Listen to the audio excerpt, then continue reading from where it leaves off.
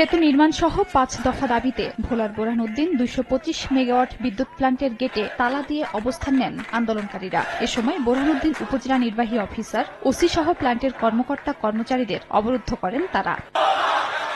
এর আগে সোমবার দুপুরে বোরহানউদ্দিন আব্দুল জব্বার কলেজের মাঠ থেকে বিক্ষোভ মিছিল বের করা হয়। পরে ভোলা ২২৫ মেগাওয়াট কম্বাইন্ড সাইকেল বিদ্যুৎ কেন্দ্রের সামনে গিয়ে অবস্থান নেন আন্দোলনকারীরা। দাবি আদায় না হলে কঠোর আন্দোলনের হুঁশিয়ারি দেন তারা। রাত ৮টার পর থেকে আমরা ভোলা থেকে বের হইতে পারি না।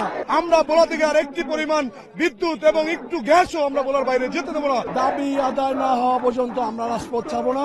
আন্দোলনকারীদের সঙ্গে বৈঠক করে কর্তৃপক্ষ। এ সময় দাবি নিয়ে ঊর্ধ্বতন কর্তৃপক্ষের সঙ্গে আলোচনার আশ্বাসে অবরুদ্ধ কর্মকর্তাদের ছেড়ে দেন বিক্ষুব্ধরা।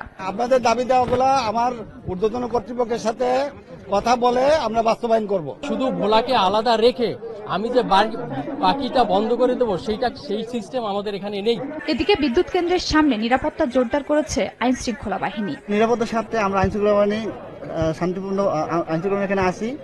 এখন পর্যন্ত কোনো প্রকারের অপ্রীতি ঘটনা নাই। এর আগে ভোলা বরিশাল সেতুর দাবিতে গত ১১ নভেম্বর ভোলার চরফ্যাশন থেকে একদল তরুণ পায়ে হেঁটে ঢাকা অভিমুখে লং মার্চ করেন। সময় সংবাদ, ভোলা।